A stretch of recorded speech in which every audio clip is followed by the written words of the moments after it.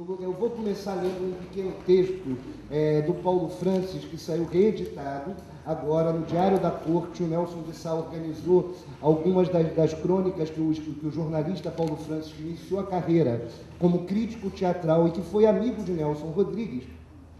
E esse é um artigo dos mais importantes como análise e contextualização do Nelson Pessoa e o Nelson Obra. O artigo chama-se Nelson nunca foi um intelectual. Para os célebres, é bom morrer no Brasil. O morto deixa de ser humano, com defeitos e qualidades, e é canonizado. Em menos de 15 dias, tivemos John Lennon e Nelson Rodrigues. Ninguém botou defeito. Somos um povo imaturo, em busca de Führers, ainda que se limitem a tocar violão. Voltarei ao assunto Lennon em tempo. Falemos do nosso Nelson Rodrigues, perda bem maior da nossa cultura, que já perdera Vinícius de Moraes. E não temos uma cultura tão rica e variada que possamos desperdiçar gente assim.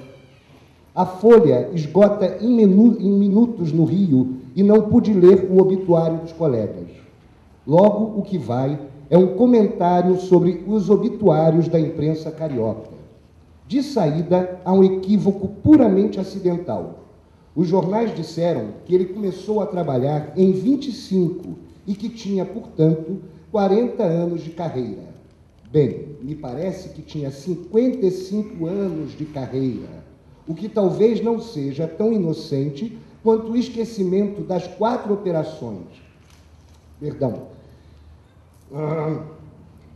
O que talvez não seja tão inocente quanto o esquecimento das 4 operações é que ninguém ocorreu perguntar como um autor famoso de 20 peças, inúmeras crônicas, peças e textos filmados, vários romances, quase tudo obtendo grande audiência, tenha morrido, deixado praticamente nada.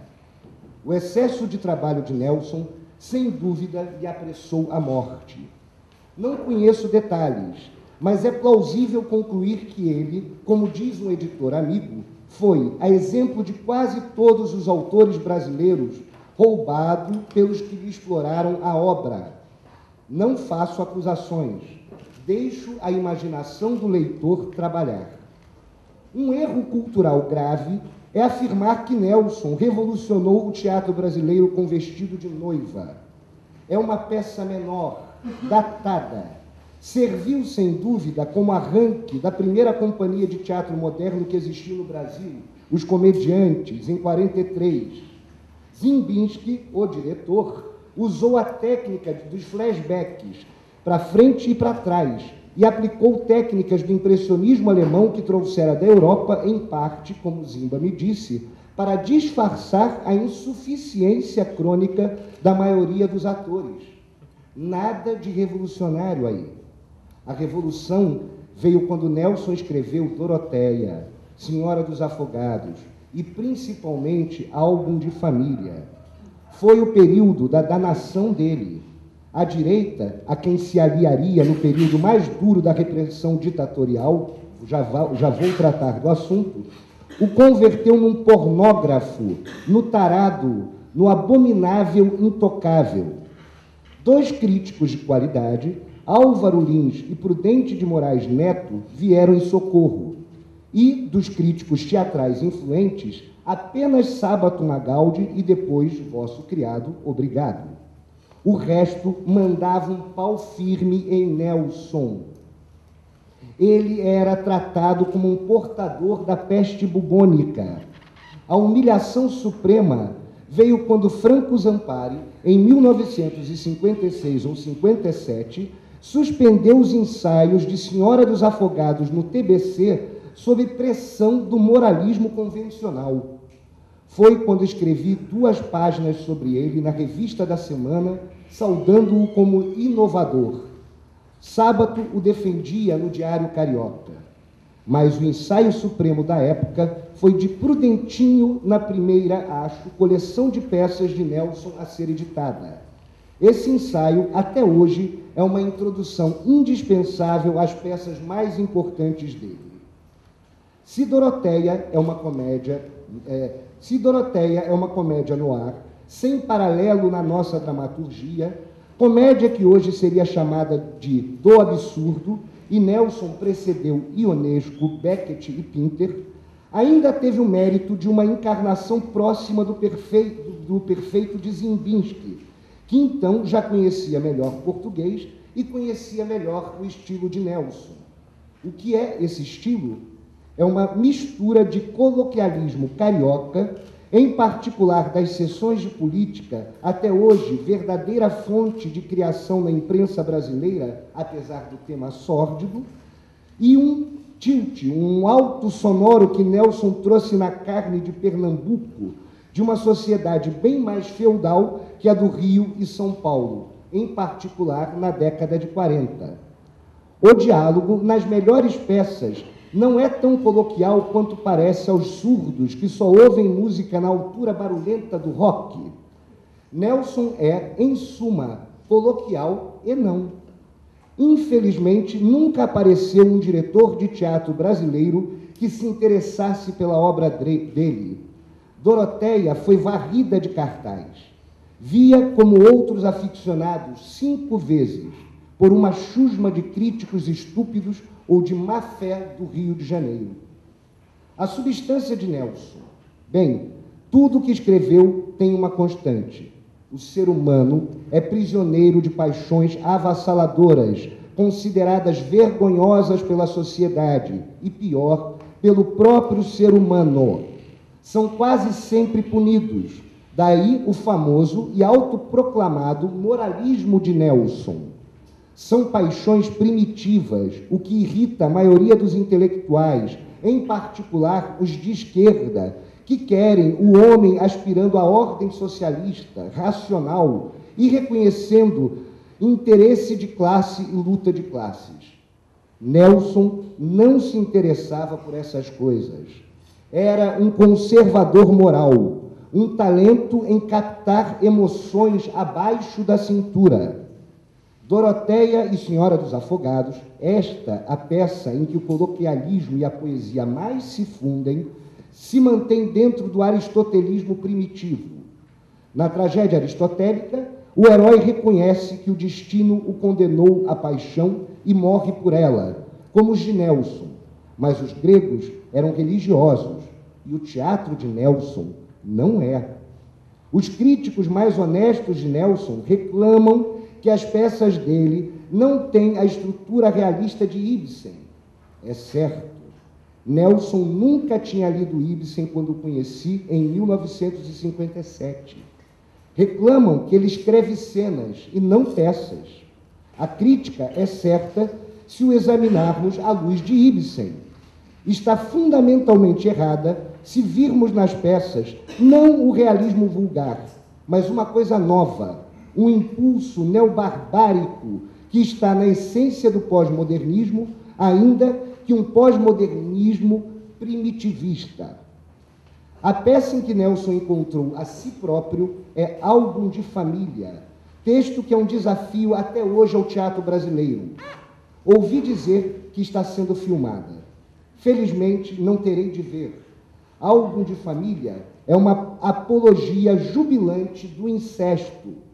Todas as personagens são desavergonhosamente incestuosas e a peça termina com a mãe, personagem que exigiria o físico de Tônia Carreiro e o talento de Fernanda Montenegro, matando o marido e indo unir-se ao filho nu, louco, que a espera na mata em volta da casa.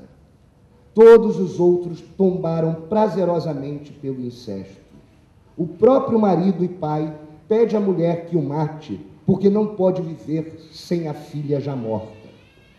Esse texto deve ser lido atentamente, e talvez um dia José Celso Martins vença os preconceitos políticos e faça por Álbum de Família o que fez por Oswald de Andrade. Mas leiam, a linguagem é coloquial, de gente de rua. Isso, mais a imoralidade, colocou a crítica acadêmica dominante contra Nelson, pois essa crítica acha que existe uma maneira correta, formal de escrever, não entendendo a criatividade da língua brasileira, de que Nelson, como Rubem Braga, Milor Fernandes e poucos outros são os criadores. Essa crítica quer nos aliar para sempre ao português de Portugal. É uma crítica de cadáveres. Somente quando um diretor experimental, como José Celso e Antunes Filho, ousar enfrentar o desafio desse Nelson da primeira fase, é que poderemos avaliar a dimensão da obra dele.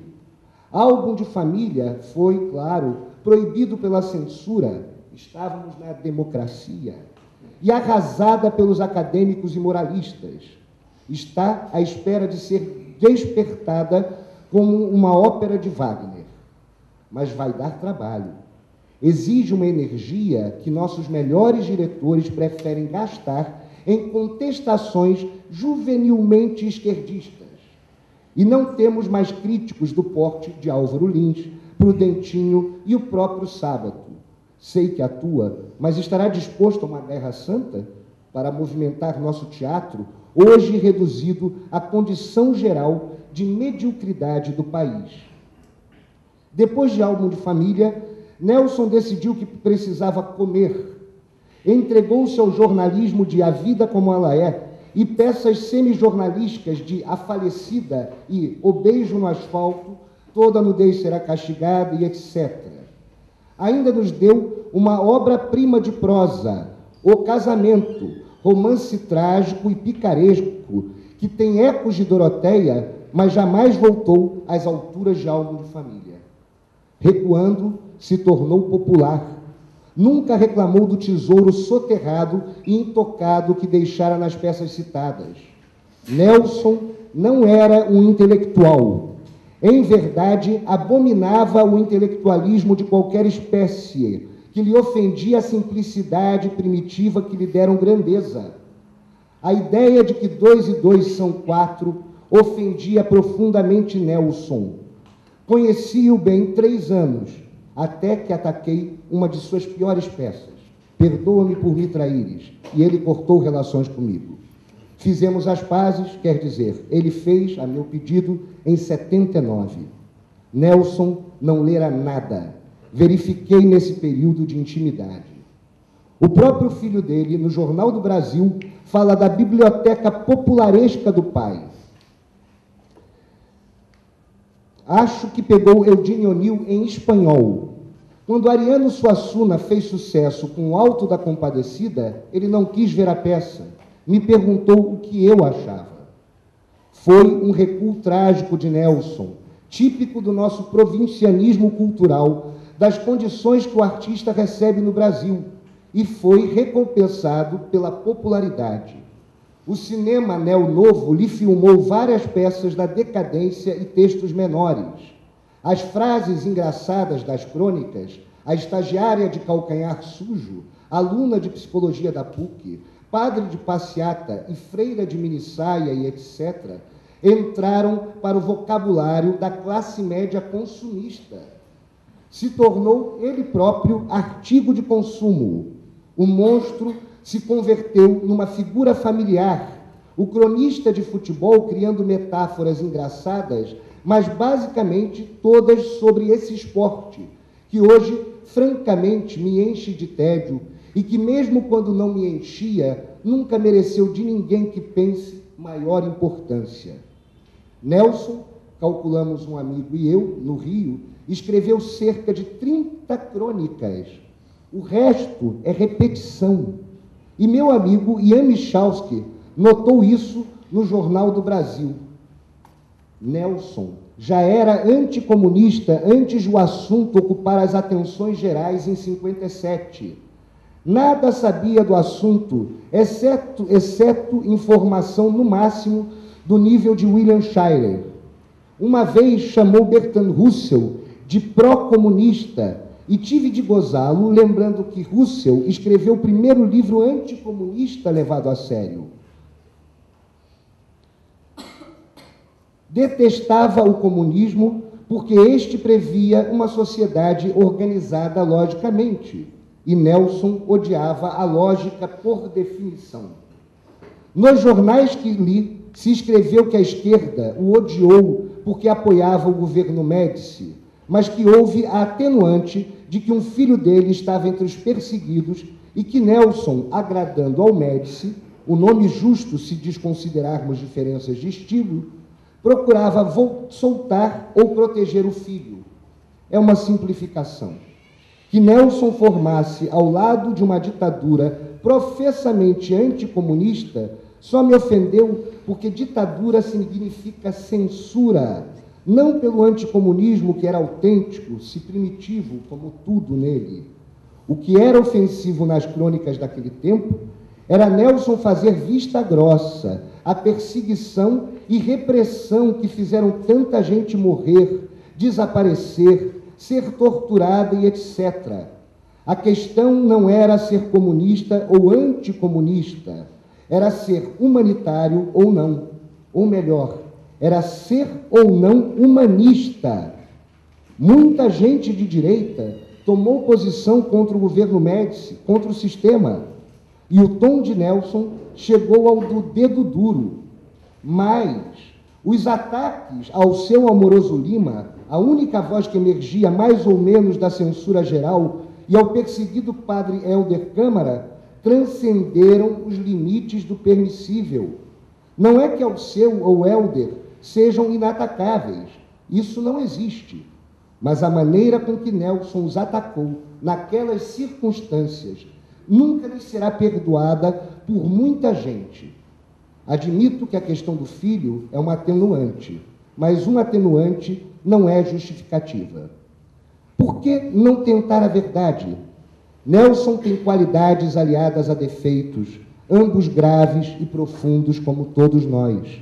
Não é insulto delineá-los na medida de nossas possibilidades, sem eufemismos. Mas no Brasil não é assim. Nos últimos anos, segundo o filho Joffre, até o Partido Comunista fez autocrítica, aplaudindo Nelson por mostrar as contradições sociais nas peças dele.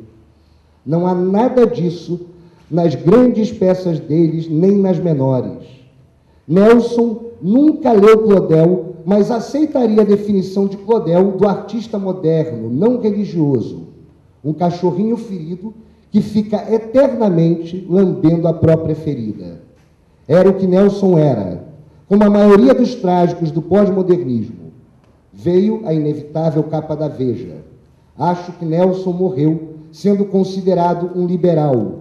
Não era, era um neobarbárico primitivo.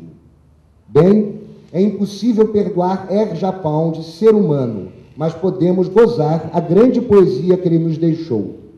Em vez de tentarmos esconder as paixões vergonhosas de Nelson, o que devemos a ele é interpretá-lo como o dramaturgo que deixou os desafios de Doroteia, Senhora dos Afogados e Álbum de Família. É uma tarefa incumprida, é uma das saídas da imaturidade e do baboso sentimentalismo brasileiro. 20 de dezembro de 1980. Curioso, talvez, não sei se vocês sabem quem é Paulo Francis, mas sendo Paulo Francis um dos jornalistas mais polêmicos que o Brasil já teve, é extremamente curioso que venha ele apontar excessos nas crônicas do Nelson, que justamente tinham um sentido da polêmica. É curioso também a maneira como ele inverte aquilo que é a lógica do Sábato sobre a compreensão das peças. O Sábato vê um sentido de evolução no decorrer das 17 peças. E o Sábato compreende que essa popularização a partir do conceito de tragédia carioca, e que é uma influência direta da vida como ela é a grande abertura e salvação para Nelson Rodrigues. Para o Paulo Francis, isso é a decadência, e isso é justamente o sintoma de fraqueza da obra. A força estaria justamente nas primeiras obras, as míticas, né? O Senhora dos Afogados, Doroteia e o Álbum de Família. Talvez o dado mais importante é não mitificar a ideia de que Nelson realmente não era um intelectual, que Nelson era uma pessoa da prática, da praxis da escrita.